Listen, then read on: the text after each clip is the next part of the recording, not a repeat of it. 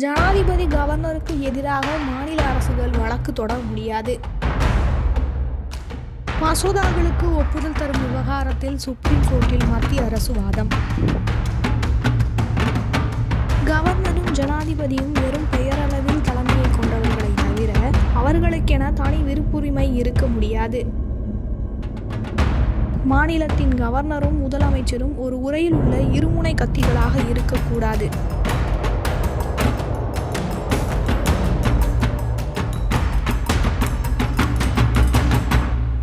மசோதாக்களுக்கு ஒப்புதல் தரும் விவகாரம் தொடர்பாக ஜனாதிபதி கவர்னர்களுக்கு எதிராக மாநில அரசுகள் வழக்கு தொடர முடியாது என சுப்ரீம் கோர்ட்டில் மத்திய அரசு வாதம். கவர்னர்கள் அனுப்பி வைக்கும் மசோதாக்கள் மீது ஜனாதிபதிகள் 3 மாதங்களுக்குள் முடிவெடுக்க வேண்டும். இல்லாவிட்டால் அதை எதிர்த்து மாநில அரசு சுப்ரீம் கோர்ட்டில் ரிட் மனு தாக்கல் செய்ய முடியும் என தமிழ்நாடு அரசு தொடர்ந்த வழக்கில் சுப்ரீம் கோர்ட் பரபரப்பு தீர்ப்பை அளித்திருந்தது. இந்த விவகாரத்தில் சுப்ரீம் கோர்ட் ஆலோசனை கருத்தை பெறும் வகையில் ஜனாதிபதி திரௌபதி முர்மு 16 கேள்விகளை எழுப்பி கடிதம் ஒன்றை அனுப்பியிருந்தார். இந்த விவகாரம் தொடர்பான மனு சுப்ரீம் கோர்ட் தலைமை நீதிபதி PR கவாய் தலைமையிலான 5 நீதிபதிகள் கொண்ட அரசியல் சாசன அமர்வுக்கு விசாரணைக்கு வந்தது. இந்த விவகாரம் குறித்த விசாரணை நேற்று நடைபெற்ற நிலையில் மத்திய அரசின் சார்பில் சொலிசிட்டர் ஜெனரல் துஷர் மேத்தா ஆஜராகி வாதிட்டார். அப்போது அவர் கூறியதாவது: மசோதாக்களுக்கு 3 மாதங்களுக்குள் ஒப்புதல் அளிக்காத கவர்னர்கள் ஜனாதிபதிக்கு எதிராக சுப்ரீம் கோர்ட்டில் மாநில அரசு வழக்கு தொடர முடியும் என தமிழ்நாடு கவர்னர் தொடர்பான வழக்கில் தீர்ப்பு கூறப்பட்டுள்ளது. மாநில அரசுக்கு அடிப்படை உரிமைகள் இல்லை. மக்களின் அடிப்படை உரிமைகளை பாதுகாக்கும் கடமை உள்ளது. ஜனாதிபதி கவர்னர்களுக்கு எதிராக மாநில அரசு சுப்ரீம் கோர்ட்டில் ரிட் மனு தாக்கல் செய்ய முடியாது. அவ்வாறு தாக்கல் செய்தாலும் கோர்ட் அதனை விசாரிக்க முடியாது. உதாரணமாக, ஒரு மாநிலத்தில் துணை ராணுவ படை அனுப்ப மாநிலத்துக்கு உத்தரவிடக் கோரி மத்திய அரசு ரிட் மனு தாக்கல் செய்ய முடியாது. கோர்ட் கவர்னர்களுக்கும் ஜனாதிபதிக்கும் கெடு விதிக்க முடியாது என்று அவர் வாதிட்டார்.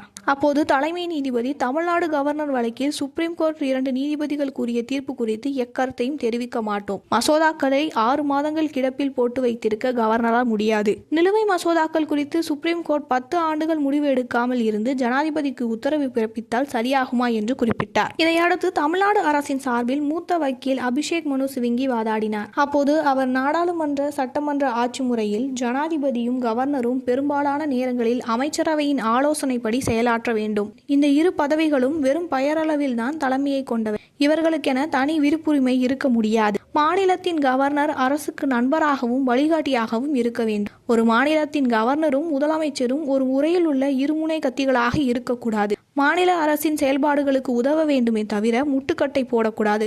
கவர்னர் சட்டம் இயற்றும் ஒரு பகுதியாக இருக்கிறாரே தவிர MLA-வாக முடியாது. கவர்னர் ஒருபோதும் சூப்பர் முதல்வராக செயலாற்ற முடியாது என வாதிட்டார். வாதங்களை பதிவு செய்து கொண்ட தலைமை நீதிபதி விசாரணையை வரும் செப்டம்பர் 2ஆம் தேதிக்கு தள்ளி வைத்தார்.